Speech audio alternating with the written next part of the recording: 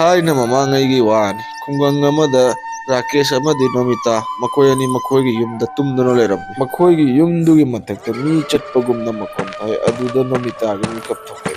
अदु ताबदा नोमितादो कीबना तुम्मा कायरम असुक नु थाउसिबो जुम थक्सिदा कनानो पुरान मरा खंदे तारिबो नंगबो अमुक होगल्लुने पुरान मरा कइनो जुम थक्सिदा मचत लैरेने होयने नोमिता चटपगी मखोंदी ताइने अदो नंग मपानगी थोंगबुदि लोंझलम्ब्रो कावरेने इबु तुमम दाइदा इबु ललम निरा खंद्रेने नंग किरनुदा आई जेंगुरगा लाके अदुदगी राकेश तो तब तब न थोंग लोन बरा येंग बचनी अया मेन गेट दी लोन लियो दुगा युम मथक्तना कनानो ने ओई माई सीरे अदुदगी मा कीदुना मयुम मनुंगदा चेंजलम्मे करी तौरगे नंगना दुक्कीजिदो मेन गेट ती थिंगौरीने अदुगा युम मथक्ता मी कमाइना कादोरी मोना अइना खंजबदा मसी उरान बनते अमदुनीने माकी मरमदा खुंगंगी मीसिंगदुना हाइनाबदो नंगु नको पत्रबने अफबवा हाइद्रदना ओई बनीने आइना हाइरिशे खुंगंगी मिपुम पुमना मंगना हाइनारुनीने मथवाय मनुंगदांगे यौबगा मीगी जुमदक्ता चत्तुना लई आइने चली बयुम थक्तो मधुगे जुमददा नुमिन हमने छुरक्पगी मतुमदा चंगगा मीसिंगदुगे मंगक्षम कक्ना हातली आइने ओई मसीरेने करिवानो हाइरिसबु अदुगे मथवाय दुरने को जुमदक्ता चत्तुना लईरिबशे ओई नोमिता नंग जांगना चलगा लाइट तो हार नमु थत्लुचो मांगना खंगरदि लोइरे को युम मनुंगसिदा लई हाइना अदुदगी नोमिताना तुमिन्ना चलगा लाइट बुथलम्मी अदुगा मखोय अनि कंबोल खुमजनदुना लोतुना लेरम हिंचाबी नुपीदो नुंगांग जुप्पा मोयगी जुम मथक्तो कोइचत चत्तुना लई अदुगा नोंग हालगा राकेशना खुंगी मीसिंगदुदा मोयगी मयुमदा तौबा वासिंगदो लोइना तमलम राकेश भाई नंग थबक अमा तौ हौरे नुंगांग नंगना तुमद्रिगाइदा मथक्ता लैफुन गरा चाइसिंदुना थमम कनागुम्बा जुमदक्तुदा लाक्तुना चटपतारबदि लैफुनदुना लोइना दाक्तादुना लेहौरनी अदुदि खंगेदना जुम मथक्तुदा कनागुम्बा मा लाक्तुना चली हाइदना अखोय पुनमकसु खंगोक्पा जारे अदुगा नुंथांग ओइद्रिगाइदा राकेशना माकी जुम मथक्तुदा लैफुन चाइसिंदुना थमम अहिंग अथेंगबदा राकेश का नोमितागा नुंगाइना तुमम्मी अदुदा जुम मथक्तगी कनागुम्बा अमगी नाखोक्पगी मखोन मोय अनिदो मिकप थोक्लामी यामना सुकिरमना मखोयन ताबरनेन कनानो मचलीजे मथक्सिदा अइना खंजबदा जोंगला खंगदेने ततेरे नंगु जोंगना बसु कन्ना चतकदरने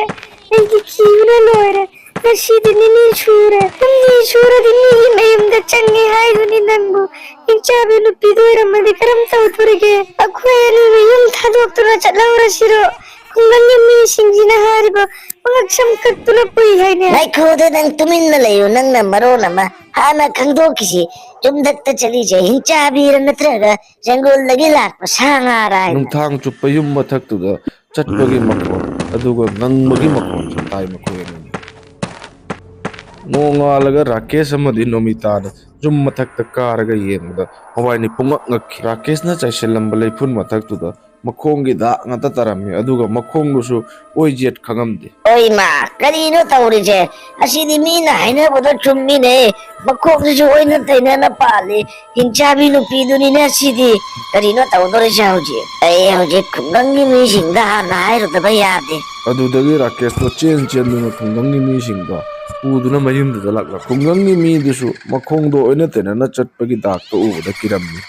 ओई मा असिदि मखोंग ओइना तैनाना पानबा हिंचाबीदुनिने अखोय खुंदसु यौरे असि हिंचाबीसे Meena हाइनाबा सिंगसे चुम्बाबनिना असिदि तुमिरुनी शुबनी अखोयनिसु सीबतारेदरा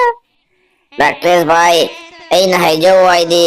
ngasi nakoyani jumja thadoktulo chalawro natrabadi nakoyani ngasi aroiba nungtang oiba jaye bhai date bhai aidi thaje debo mi nei koida sanai ra khenam tauri koi jumse thadoktulo chattna bagi aida chatti chalo e bhai ai koine jumse kongna jo dhomaga chakhina bana thauba maliba bhai aidi nungu ngawrago kare wati nungangido ओए मके बुदो रमदे औरन मांगना कोई ngakcham je kattuna pogi batarena nang karing khan ganu ne ngonda idea ma leine tau bhai ngasi nungdang nang aigi jum manakta nakoy ani layo. ꯅꯨꯡꯗꯥꯡ ꯃꯈꯣꯏ ꯑꯅꯤ ꯇꯨꯝꯗꯨꯅ ꯂꯩꯔꯝꯃꯤ ꯅꯨꯡꯗꯥꯡ ꯑꯍꯤꯡ ꯃꯇꯝꯁꯦ ꯌꯧꯔꯛꯄꯗꯨꯗ ꯌꯨꯝ ꯃꯊꯛꯇꯨꯗ ꯍꯤꯡꯆꯥꯕꯤꯗꯣ ꯂꯥꯛꯑꯝꯃꯤ ꯆꯠꯄꯒꯤ ꯃꯈꯣꯟ ꯇꯥꯕꯗ ꯃꯈꯣꯏ ꯑꯅꯤ ꯇꯨꯝꯕ ꯍꯧꯒꯠꯂꯝꯃꯤ ꯁꯤꯔꯗ꯭ꯔꯥ ꯉꯁꯤꯗꯤ ꯅꯨꯃꯤꯠ ꯍꯨꯝꯅꯤ ꯁꯨꯕꯅꯤ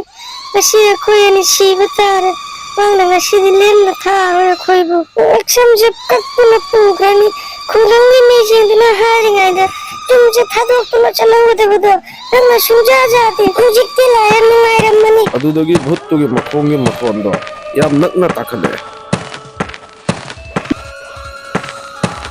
ꯇꯣꯏꯅ ꯃꯈꯥꯗ ꯀꯨꯝꯃ ꯃꯥꯜꯂꯦ ꯅꯪ ꯀꯔꯤꯅꯣ ꯇꯧꯋꯣ ꯃꯈꯣꯟꯁꯦ ꯌꯥꯝ ꯅꯛꯅ ꯇꯥꯔꯦ ꯑꯩꯅꯤ Ngayko'ne nangdo jam kanna ngangano nakondo thoklakano natrabadi makna khangitare akoi sida lai haina ꯑꯗꯨꯗꯒꯤ ꯔꯥꯀꯦꯁꯅ ꯂꯥꯏ ꯐꯗꯤꯕꯤ ꯑꯅꯤꯈꯛ ꯄꯨꯗꯨꯅ ꯂꯥꯛꯂꯝꯃꯤ ꯑꯗꯨꯒ ꯃꯈꯣꯏꯒꯤ ꯐꯃꯨꯡꯗꯨꯒ ꯍꯤꯞꯄꯜꯂꯒ ꯃꯊꯛꯇ ꯐꯤꯅ ꯀꯨꯞꯁꯟꯗꯨꯅ ꯊꯝꯃꯝꯃꯤ ꯌꯨꯝ ꯃꯅꯨꯡꯒꯤ ꯂꯥꯏꯠ ꯄꯨꯝꯅꯃꯛꯁꯨ ꯂꯣꯏꯅ ꯊꯤꯡꯖꯤꯜꯂꯝꯃꯤ oi lao nang akoi hojik lo laurasi laone jangna laone ꯑꯗꯨꯗꯒꯤ ꯃꯣꯏ ꯑꯅꯤꯗꯣ ꯃꯈꯣꯏꯒꯤ ꯐꯃꯨꯡ ꯃꯈꯥꯗꯨꯗ ꯂꯣꯠꯇꯨꯅ ꯂꯩꯔꯝꯃꯤ ꯑꯗꯨꯒ ꯉꯥꯏꯍꯥꯛ ꯂꯩꯔꯒ ꯊꯣꯡꯗꯣ ꯀꯟꯅ ꯅꯝꯈꯥꯏꯔꯛꯑꯒ ꯆꯪꯉꯛꯄꯒꯤ ꯃꯑꯣꯡ ꯇꯧꯏ ꯑꯩ ꯃꯁꯤꯔꯦ ꯍꯤꯡꯆꯥꯕꯤꯗꯨꯅꯤ ꯅꯪꯕꯨ tuminna layune nangbo wa nganganune nakhon dolakanu koina thong hangdoktraina ma chakhi basu tamba ngamponte ꯑꯗꯨꯗꯒꯤ ꯚꯨꯠꯇꯨꯅ ꯊꯣꯡꯗꯣ ꯌꯥꯝ ꯀꯟꯅ ꯆꯩ ꯑꯗꯨꯒ ꯅꯝꯅ ꯊꯨꯒꯥꯏꯗꯒꯤ ꯇꯧꯔꯝꯃꯤ ꯉꯥꯏꯍꯥꯛ ꯂꯩꯔꯒ ꯊꯣꯡꯗꯣ ꯊꯨꯒꯥꯏꯔꯛꯏ ꯑꯗꯨꯒ ꯍꯤꯡꯆꯥꯕꯤ ꯅꯨꯄꯤꯗꯣ ꯏꯃꯨꯡꯗꯨꯗ ꯆꯪꯉꯝꯃꯤ ꯃꯈꯣꯏ ꯑꯅꯤꯅ ꯐꯃꯨꯡ ꯃꯈꯥꯗ ꯍꯤꯞꯅ ꯂꯩꯕꯗꯨꯅ ꯍꯤꯡꯆꯥꯕꯤ ꯅꯨꯄꯤꯗꯨꯒꯤ ꯃꯈꯣꯡꯗꯨꯇ ꯎꯕ ꯐꯪꯉꯝꯃꯤ ꯍꯤꯡꯆꯥꯕꯤ ꯚꯨꯠ ꯅꯨꯄꯤꯗꯨꯒꯤ ꯃꯈꯣꯡꯗꯣ ꯑꯣꯏꯅ ꯇꯩꯅꯅ ꯄꯥꯜꯂꯝꯃꯤ ꯑꯗꯨ ꯎꯕꯗ ꯑꯅꯤꯗꯣ ꯌꯥꯝꯅ ꯀꯤꯔꯝꯃꯤ ईश्वर अखोइदे हौजिक करी तौदोनो खंगदे सिरेदना तौरिसे ꯑꯗꯨꯗꯒꯤ ꯍꯤꯡꯆꯥꯕꯤ ꯚꯨꯠ ꯅꯨꯄꯤꯗꯨꯅ ꯆꯥꯀꯨꯅ ꯂꯥꯏ ꯐꯗꯤꯕꯤ ꯐꯃꯨꯡꯗ ꯍꯤꯞꯄꯟꯅ ꯊꯝꯕꯗꯣ ꯑꯗꯨꯗ ꯆꯥꯀꯨꯅ ꯀꯟꯅ ꯊꯤꯜꯂꯝꯃꯤ ꯂꯥꯏ ꯐꯗꯤꯕꯤꯒꯤ ꯃꯉꯛꯁꯝꯗꯣ ꯀꯊꯠꯅ ꯄꯣꯔꯛꯑꯒ ꯃꯅꯥꯛꯇ ꯂꯩꯕ ꯆꯤꯌꯥꯔꯗꯨꯗ ꯐꯝꯃꯒ ꯆꯥꯗꯩ ꯇꯧꯗꯨꯅ ꯂꯩꯔꯝꯃꯤ ꯑꯗꯨꯒ ꯍꯤꯡꯆꯥꯕꯤ ꯅꯨꯄꯤꯗꯣ ꯈꯪꯈꯤ ꯃꯁꯤ ꯃꯤꯒꯤ ꯃꯀꯣꯛ ꯅꯠꯇꯦ ꯃꯉꯣꯟꯗ ꯃꯤꯁꯤꯡꯅ ꯂꯧꯅꯝ ꯇꯧꯕꯅꯤ ꯍꯤꯡꯆꯥꯕꯤ ꯚꯨꯠ ꯅꯨꯄꯤꯗꯣ ꯌꯥꯝꯅ ꯁꯥꯎꯈꯤ ꯌꯥꯝꯅ ꯁꯤꯡꯉꯦꯅꯦ ꯅꯣꯏ ꯑꯩꯉꯣꯟꯗꯒ ꯂꯧꯅꯝ ꯇꯧꯔꯗꯅ ꯑꯩ ꯃꯅꯝꯅ ꯅꯝꯗꯅ ꯈꯪꯕ ꯉꯝꯃꯤ ꯅꯣꯏ ꯁꯤꯗ ꯂꯩ ꯍꯥꯏꯗꯨꯅ ओय मा करीनोने हायरिसिबु ताब्रने नोमिता नंगबु कोइनी जे मागना चागी बतारे सिरेदना ꯑꯁꯤ ꯅꯪꯅ ꯊꯣꯛꯍꯟꯕꯅꯤ ꯅꯪ ꯍꯥꯏꯔꯣ ꯑꯩꯈꯣꯏ ꯍꯧꯖꯤक ꯀꯔꯤ ꯇꯧꯗꯣꯏꯅꯣ पोथी अमदी लइए कोइनीगी ꯌꯥꯝꯅ ꯍꯥꯏꯌꯨ ꯀꯔꯤꯅꯣ ꯑꯩꯅ चेलो कयाम जांगना चेनबा ngamba चलौरो ꯑꯁꯤ ꯍꯥꯏꯔꯝꯂꯒ ꯔꯥꯀꯦꯁꯇꯣ ꯀꯟꯅ ꯆꯦꯟꯈꯤ ꯑꯗꯨꯗ ꯍꯤꯡꯆꯥꯕꯤ ꯚꯨꯠ ꯅꯨꯄꯤꯗꯨꯅ ꯔꯥꯀꯦꯁꯇꯣ ꯎꯈꯤ ꯑꯩ ꯃꯉꯥꯏꯗꯨꯅꯦ ꯅꯪꯕꯨ ꯑꯩ ꯇꯥꯗꯣꯃ ꯀꯗꯥꯏꯗ ꯆꯦꯜꯂꯤꯅꯣꯅꯦ ꯑꯉꯥꯎꯕ ꯅꯪꯕꯨ ꯅꯣꯃꯤꯇꯥꯁꯨ ꯔꯥꯀꯦꯁꯀꯤ ꯃꯇꯨꯡꯗ ꯆꯦꯟꯈꯤ ꯑꯗꯨꯒ ꯌꯨꯝꯒꯤ ꯃꯄꯥꯟꯗ ꯊꯣꯛꯑꯒ ꯃꯈꯣꯏ ꯑꯅꯤꯅ ꯌꯨꯝꯒꯤ ꯃꯦꯟ ꯊꯣꯡꯗꯨ ꯂꯣꯟꯁꯤꯟꯗꯨꯅ ꯊꯝꯃꯝꯃꯤ ओय कुंगंगी मीसा नोय बुकाइदे लइगे जांग लाओने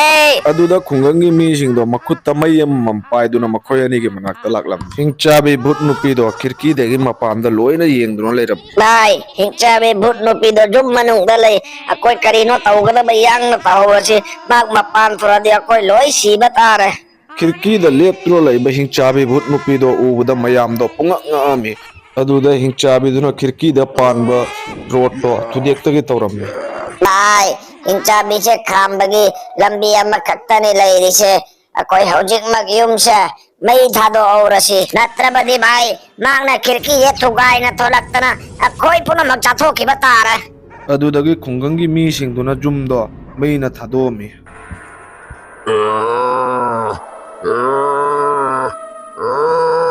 ꯑꯗꯨꯗꯒꯤ ꯍꯤꯡꯆꯥꯕꯤ ꯅꯨꯄꯤꯗꯨꯁꯨ ꯌꯨꯝꯒ ꯂꯣꯏꯅꯅ ꯃꯩꯅ ꯆꯥꯛꯇꯨꯅ ꯃꯐꯝꯗꯨꯗ ꯁꯤꯈꯤ ꯑꯩꯈꯣꯏꯗꯤ ꯂꯣꯏꯔꯦꯗꯅ नोय अने करीम कीगनु इबेमा अकोय पुनो मगना पुंदुना खोय अनीगी युम अनौबा अमा सादुना पीगनी ꯑꯗꯨꯗꯒꯤ ꯃꯈꯣꯏ ꯑꯅꯤꯒꯤ ꯈꯨꯡꯒꯪꯒꯤ ꯃꯤꯁꯤꯡꯗꯨꯅ ꯌꯨꯝ ꯑꯅꯧꯕ ꯑꯃ ꯁꯥꯗꯨꯅ ꯄꯤꯈꯤ